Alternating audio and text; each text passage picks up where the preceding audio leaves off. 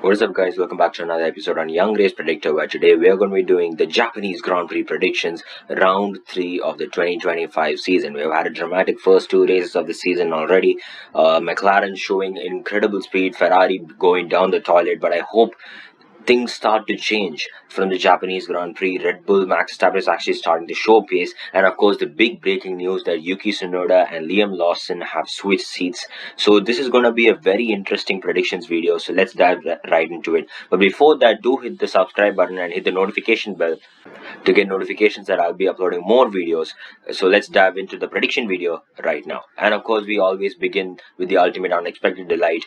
This time I have gone for Carlos Sainz. Carlos Sainz has not had a very good start to this 2025 campaign. His first race seemed like it was going to be a top 10 qualifying, but he did not get over there, and it turned out even worse that his debut race for Williams had been ended up in the wall. He could not even complete one lap of the race. The second race, the Chinese Grand Prix, he had initially not finished in the points. Due to the Ferrari disqualification, he managed to come and get at least that 1 point, his first points for the Williams team. I feel today, this time around in the Japanese Grand Prix, there is a chance Sainz can perform better than before, and given how he had been last time around here in Japan, I feel this time he can provide a better performance with Williams here in Suzuka.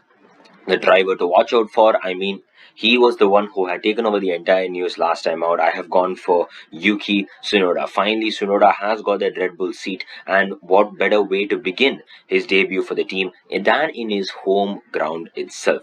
I hope he has a good Grand Prix here in his home turf, but it would be a little bit of a pressure that he is going to perform in front of his home fans and in one of the top contending teams, which is facing a little bit of a crisis on that second driver. So I hope Tsunoda at least tries to show why he can be considered as one of the right drivers for the team, and he be a very important driver to watch out for this Japanese Grand Prix.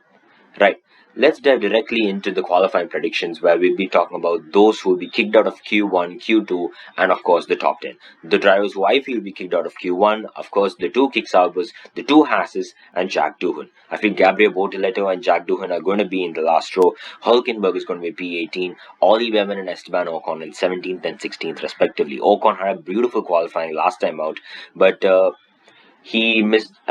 He had made it a better race result in the end of the day. I feel he can try to pull up a better drive like that here in Suzuka. Same way for Ollie Behrman. Amazing drive from the two Haas's last time out in China. I'll be talking about in the Chinese Grand Prix analysis video following this.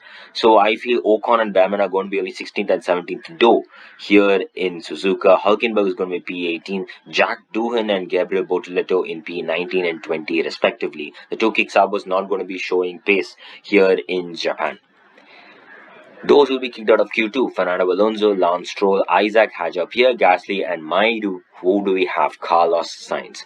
The one whom I believe is going to be the ultimate unexpected delight. I feel he can pull in a drive here in Suzuka. He can try to bring up a very good drive here in Japan, but he'll be having to start from 11th place for that. So I feel Sainz will be P11, Pierre Gasly will be P12. He's somehow trying to fight that Alpine up close to the top 10. He'll finish P12. Isaac Hadjar in the Racing Bulls finishing in P13. The two Aston Martins finishing in 14th and 15th, with Stroll out qualifying Alonso. I do hope Alonso actually finishes in the points this weekend. It was not a very good start to his 2025 campaign with Aston Martin, and given how Stroll was, in fact, I have to tell, it's amazing job to Lance Stroll. We cannot say that he has had a very bad couple of races. He has done a very good job with Aston Martin. I feel Stroll can out-qualify Alonso this weekend, but in the race result, Alonso will beat Lance Stroll.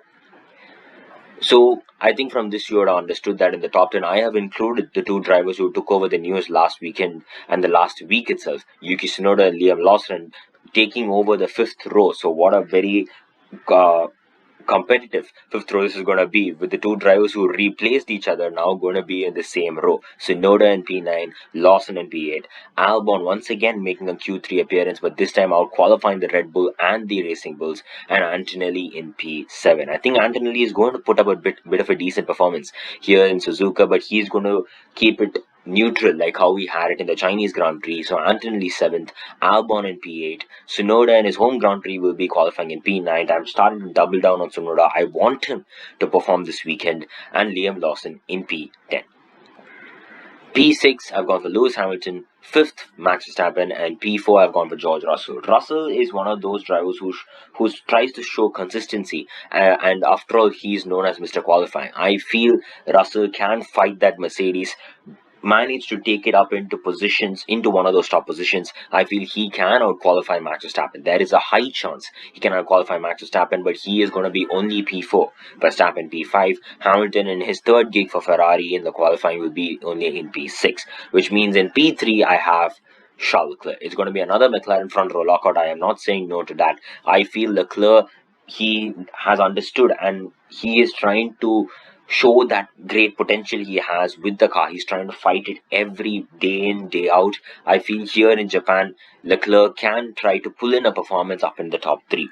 I feel the main championship fight between all the teams and many of the drivers as well will begin only in Bahrain, since they have had their testing sessions all over in that circuit, so they know how to maneuver the track, the corners very well, and of course the racing statistics as well show how these drivers can be competitive from the Bahrain Grand Prix. So I feel the real championship fight begins here in Bahrain. So I feel McLaren need a little bit of a head start for that. Especially what I mean is Lando Norris should get a little bit of a head start. So I feel Leclerc is going to be P3, fighting that Ferrari up into the top three. Oscar Piastri P2, and Lando Norris will be on pole for the Japanese Grand Prix. So now we dive into the top three for the podiums. I have gone in P3. Surprise, surprise.